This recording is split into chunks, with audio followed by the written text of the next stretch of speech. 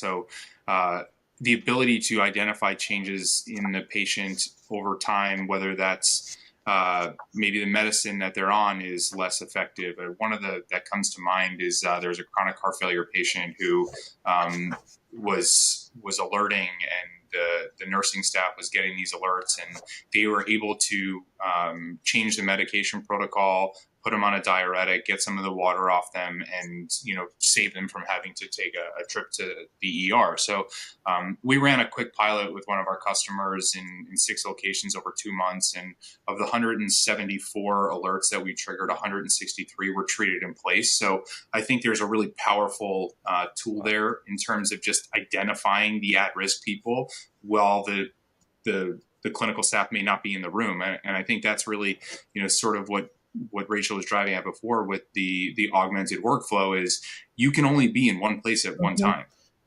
But if when you leave that place to go to another patient, that if something changes while you're gone, you're going to be alerted to, it gives you that peace of mind that you're not missing something, right? It's the, I don't want to say eyes and ears because we don't watch and we don't listen, but it does give you that level of comfort that, if something changes, they're going to be there.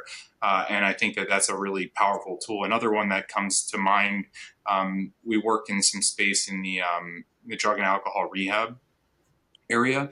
And one of the use cases that I think of, or one of the,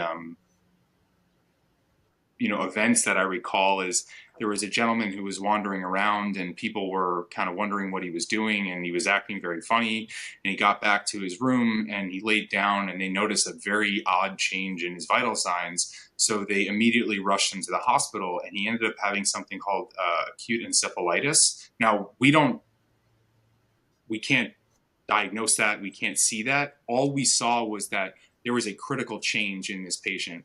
And the nurse called us, she's lovely, Jennifer, and she said to me, without this tool, this patient probably would have been dead in about 30 minutes. And we were like, wow, we don't even know what we don't know.